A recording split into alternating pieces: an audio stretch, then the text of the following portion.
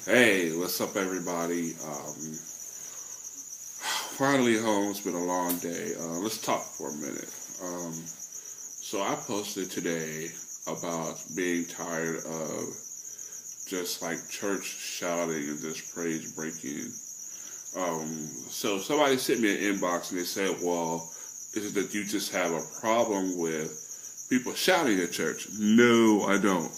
Um, if God gives you the dance and that's your way of praising Him, and you got to get it out, by all means, get it out. My problem is lies when you think that that's all that God is about. When you think that you haven't had church unless you shouted, like unless there's been a praise break, nothing happened. If the preacher didn't hoop, he sucked. You know what I mean? That sort of thing drives me nuts. Ah! So, I was really, my dad worked. This is a fellowship called the Pearson. I went to a lot of meetings, met a lot of different people. One of the people I met was a guy named Apostle Eric Morrison. I sat in his service one day, and it was a great message that talked about the process of life and going through the processes. It was so funny because he used the analogy of an S curl and how you go through the process. Boy, that's really nice. You see my cufflinks? Okay, anyway. So he talked about the process of getting an S curl on your head and how you have to go through the washing stage, the neutralization stage, and then you actually can be styled because you've been through the process. And so now you actually have this curl on your head. So he talked about how in life you go through different processes. You have to be washed in the blood of the Lamb. You have to be cleansed. You have to be neutralized. And it was just, he worked it in so great.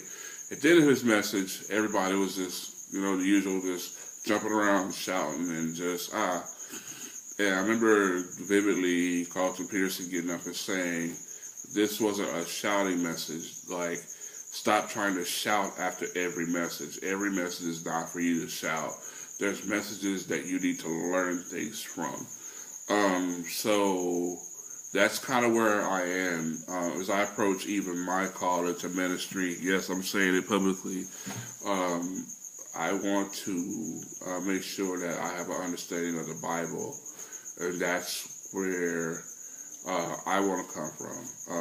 My goal is in being a preacher is not to shout you to death, not to make YouTube videos on how great I'm hooping. That is not going to get anybody into heaven, and that's not going to help you change or help myself.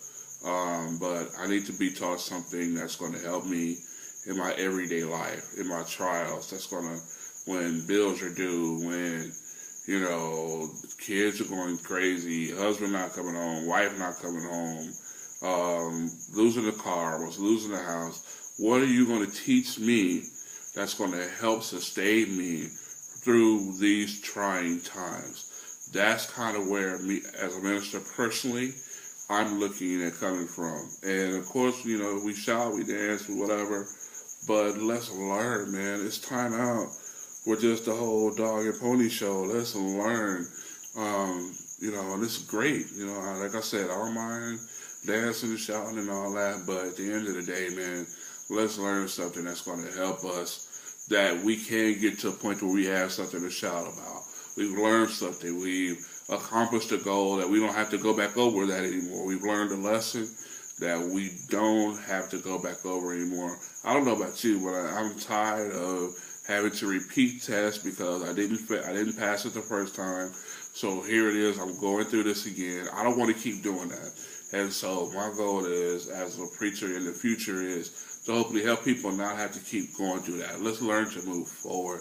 Let's focus on the things of God, man. Really, and you shout somewhere along the way. Let's make sure that we've developed a real good point of that instead of trying to make shouting our point of impact. I hope I made sense to you. Anyway, it's been a very long day. I had a good time today. So, yeah, have a good night.